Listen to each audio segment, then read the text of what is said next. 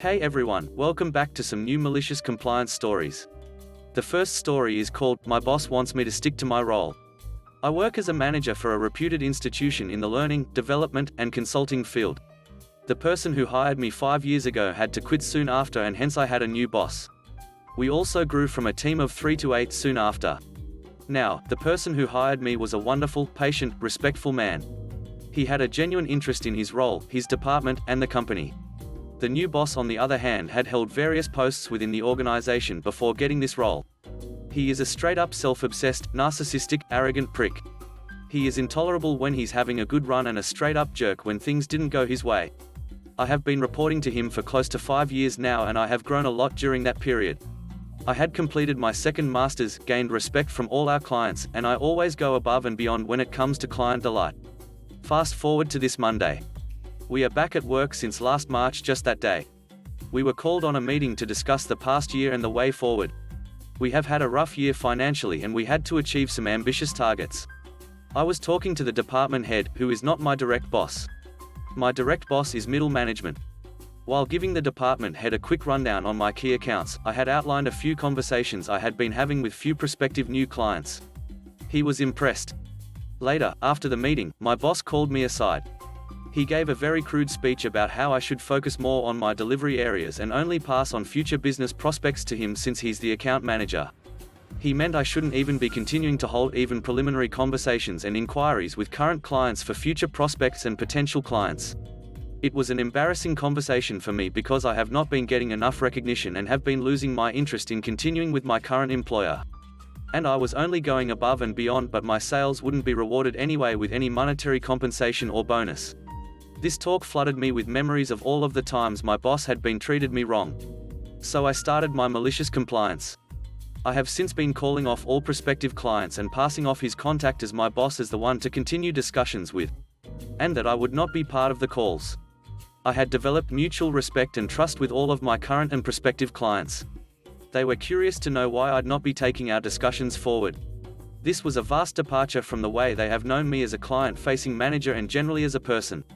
I have simply been telling them what my boss told me. I'm simply a manager and my boss is the account manager. I should focus more on my activities, and one of them is passing on all business prospects to him. I also promptly told them that I'm not allowed to answer their queries even if they are preliminary.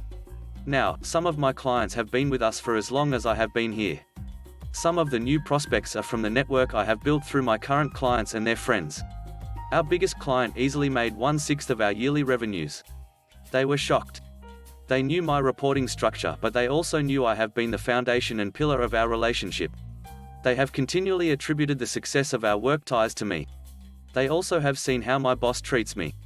They promptly shot an email to my department head and the head of the institution that they are currently reviewing our ties on the back of the evolving macroeconomic situations. 2 of the other prospective clients have already told me that they won't be working with people who disrespect their own and have pulled back. Respective, professional, and respectful emails were returned as a reply to my email connecting them with my boss. So, I'm off for the weekend with a renewed hate for my workplace. My boss is off for the weekend after losing our biggest client and close to a third of the target financials perspective for the year. My department head is off for the weekend after reviewing some of these emails with my boss. The institution head has called me in for a quick chat next week.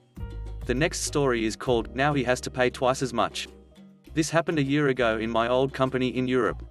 The company was an insurance company, which had its own software department, where 6 guys worked, including me. When we got a new boss, he started out changing stuff for the worse. For example, coffee was free before, but we had to pay now. The company also had some apartments near a lake which we could use once a year for 3 or 4 days for a small fee. The new boss sold the apartments. In general, these changes were no big deal, just minor annoyances. However, somehow the new boss had a grudge against the software development. In general, every department managed their own vacation days, you just had to make sure that work continued. In software development, we made sure that every day at least 2 people were in the company. And we calculated our vacation days into release plans to not delay releases. The new boss demanded that we cannot do this anymore. He needs a filled out form to request vacation days. The form also included a field for the reason for the vacation day. Other departments still were free to manage their vacation days on their own, so we went to human resources. They told us that this counts as discrimination, and moreover it is illegal to ask for a reason why the vacation day is needed.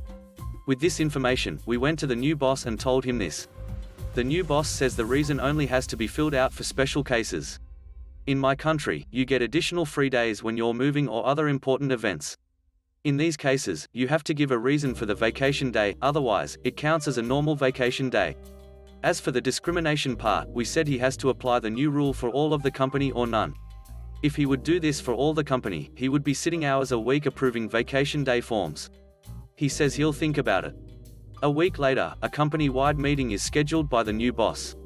In this meeting, he announces that the software development department will be outsourced into its own company. We will stay in the same building but be our own company, and our only customer will be the company that we worked for so far.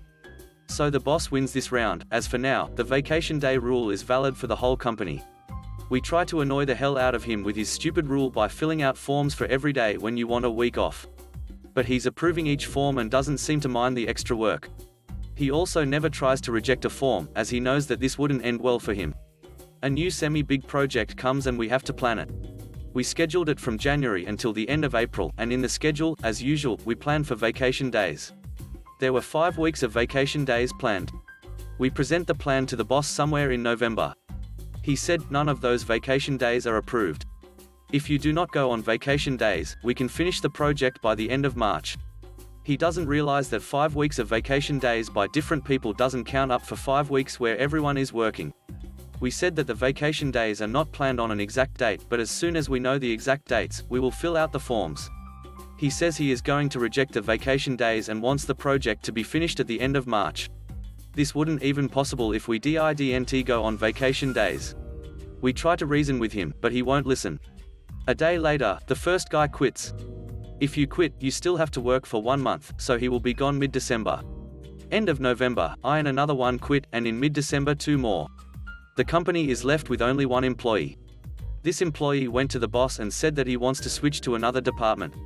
And the boss granted it. So each and every one of the new software development company left the company within 2 months. What's even better is that 2 of the guys that quit made their own company. Their biggest customer is the main company of the new boss. He basically lost his employees and pays them now as another company, where they can schedule and plan how they want. They cost him double of what he would have to pay them as employees. The last story is called, It's Been a Good Day. I'm the Human Resources Director for a small company of around 300 employees, and I comprise the entire HR department. Part of my role, obviously, is recruitment. The Operations Director and I have been working with a couple of our district managers lately. They just aren't providing quality training and engagement to really good new hires that I've gotten after they've left orientation with me. So basically, quality employees are firing us, for good reason, and it's making my job harder. I can live with that and not take my beef to the district managers, usually because the company owner is aware of the situation and has the operations manager working with them on it, so my job isn't at risk. It doesn't really matter if a few people don't think I'm good at my job when I know I am, and the guy who signs my checks does too. Where I lose it, though, is when someone falsely accuses me of something to the owner. Especially when I have clear documentation otherwise. Today was one of those days, but it turned out better than I could have expected this time. So the district manager emails the owner, complaining that he has a lot of current openings that I have not staffed and that I'm not sending him people. The owner very kindly emails me and includes the district manager in question and the operations manager. He asks if I could just update everyone on my current standings and progress, not accusatory at all. I send back a very matter-of-fact and optimistic email, including the 11 recent new hires, 3 of which are from today, and the 53 upcoming interviews, and include the 12 candidates I've recommended for hire from him that he has not responded about at all. These are for anywhere from part-time and entry-level positions to full-time managers. I figure case closed, they can see we are making progress. I don't really care that district manager looks bad for not following up, I'm going to keep doing my job well regardless. The district manager replies to all with an absolute scathing email saying he's not seen any new employees. He claims that he has interviewed everyone I've sent him, even if I'm not aware, and basically says, prove it. Okay, I can do that. I email him, and the owner, and the operations manager with a list of the names of the employees and their position. And the candidates and positions I've sent him with no response. And documentation showing that he has not been updating his applicant tracking files showing anything on his end at all. So none of us have any way to see if he's actually doing anything. I even offer to resend all of the specific emails that I've sent him for each candidate with all of my notes summarized for his convenience if he's misplaced them, including the timestamp they were originally sent so he can prioritize the older ones. Not only is his response livid, but it's completely unprofessional and self-incriminating. He replies to the entire executive team and says, "I'm sorry, I'm not organized and perfect like you." And then he proceeds to admit to not using our software at all, not keeping track of my emails and notes, and having no clue as to who these people are because he isn't actually following company policy. The operations manager was laughing. He said, "I've never seen someone so angry that you answered his question." Meanwhile, the owner has it in writing that not only is the district manager inept, but he's a liar too. It's been a good day. Thanks for watching the video. I hope you enjoyed it. If you did, please leave a like, comment, and subscribe. Have a great day. Bye bye.